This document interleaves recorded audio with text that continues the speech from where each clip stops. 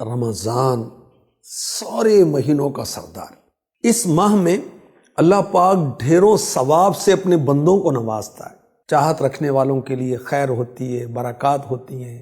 اللہ پاک اس مہینے کو تمام مہینوں پر فوقیت دیتا ہے۔ آخری نبی مکی مدنی صلی اللہ علیہ وسلم کی امت کو دیگر تمام امتوں پر فضیلت دی گئی اور اس امت کو پورے مہینے کے روزے عطا کیے گئے۔ ماہ رمضان کی ہوئی کوشش قابل قدر ہوتی ہے اور مومن اس مہینے میں نیکیوں سے مزین ہو جاتے ہیں۔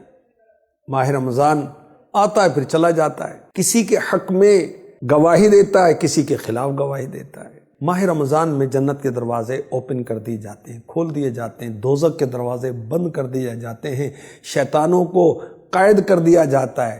رمضان رحمت کا مہینہ، رمضان بخشش کا مہینہ، رمضان جہنم سے آزادی کا مہینہ، رمضان میں ہی لیلۃ القدر ہے اور یہ برکت والی رات 1000 مہینوں سے بھی افضل ہے۔ ماہ رمضان میں گناہ معاف کر دیے جاتے ہیں، خطائیں مٹا دی جاتی ہیں۔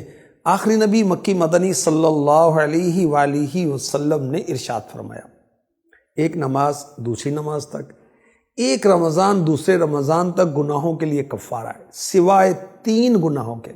نمبر 1 شرک کرنا، نمبر 2 سنت کو ترک کرنا، چھوڑ دینا، نمبر 3 سودا منسوخ کرنا۔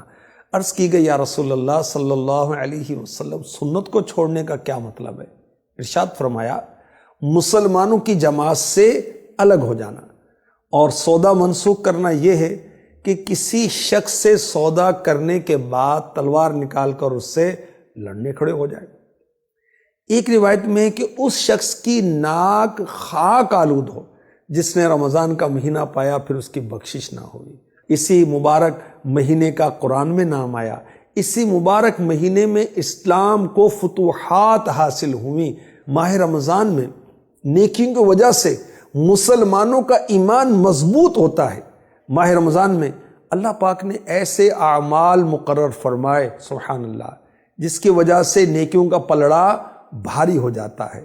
ہمارے آقا صلی اللہ علیہ وآلہ وسلم کی عادت کریمہ تھی کہ آپ رمضان المبارک میں مختلف قسم کی عبادات کثرت سے بجا لاتے۔ مثلا آپ خوب صدقہ و خیرات فرماتے، قرآن پاک کا جبریل امی علیہ السلام کے ساتھ دور فرماتے، آپ اعتکاف بجا لاتے۔ سبحان اللہ، میرے آقا صلی اللہ علیہ وسلم نے ارشاد فرمایا آدمی کے ہر نیک عمل کا بدلہ 10 سے 700 گنا تک دیا جاتا ہے۔ اللہ پاک نے ارشاد فرمایا سوائے روزے کے، روزہ میرے لیے اس کے جزا میں خود دوں گا، بندہ اپنی خواہش اور کھانے کو میری وجہ سے ترک کرتا ہے۔ سبحان اللہ، روزہ دار کے لیے 2 خوشیاں ہیں، ایک افطار کے وقت اور ایک اپنے رب سے ملاقات کے وقت۔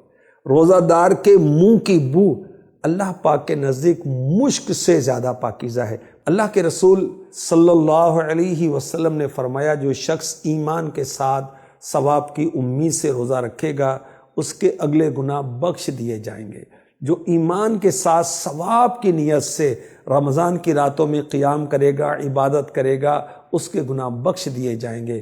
جو ایمان کے ساتھ ثواب حاصل کرنے کی غرض سے شب قدر میں قیام کرے گا یعنی عبادت کرے گا، اس کے اگلے گناہ بخش دیے جائیں گے۔